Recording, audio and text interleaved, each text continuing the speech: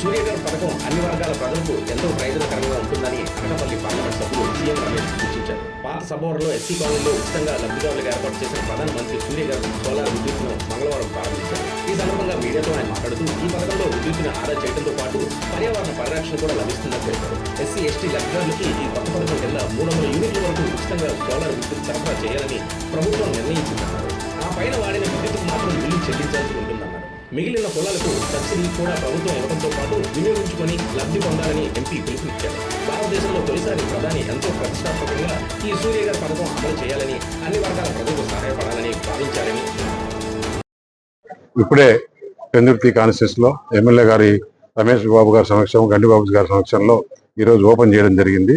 ప్రధానమంత్రి గారు ఈ స్కీము ఈ 2024 ఎలక్షన్లు అయిన తర్వాత వెంటనే దానికి ఒక మంత్రిత్వ శాఖను కూడా ఏర్పాటు చేసి యావత్ భారతదేశం అంతా కూడా ఏదైతే ఫస్ట్ ఎస్సీ ఎస్టీ ఉన్నారో వాళ్ళకందరికి కూడా ఈ సోలార్ ఇచ్చేస్తే ప్రతి ఒక్కొక్క యూనిట్ లో 300, ఒక్కొక్క విభాగంలో 300 యూనిట్ వస్తుంది. అంటే ఒక ఇంటికి 300 యూనిట్లు వచ్చేంత పరికరం పైన పెట్టి దాని ద్వారా వాళ్ళు ఎంత వాడుకుంటారో అంత వాడుకున్న తర్వాత రిమైనింగ్ అమౌంట్ ఎక్స్ట్రా యూనిట్స్ గ్రిడ్కి కలిపేస్తే దాని తర్వాత వాళ్ళకి ఆ అమౌంట్ కూడా వచ్చే దానికోసం అప్పుడు ఏమవుతుంది, ఈ బయట నుంచి ఏదైతే మనం బొగ్గు పొల్యూషన్ ఇవన్నీ కూడా కాపాడొచ్చు, పెట్రోల్ వాడకుండా డీజిల్ వాడకుండా చేయొచ్చు అనే ఉద్దేశంతో ఏం చేస్తున్నారు. రాబోయే కాలంలో ఇంకా కూడా చాలా ఇదైపోయి ఈ గ్యాస్ వాడకం తక్కువ అయిపోయి ఈ పవర్ ఇండక్షన్ ఇవే వచ్చేస్తాయని చెప్పేసి కూడా తెలియజేస్తారు.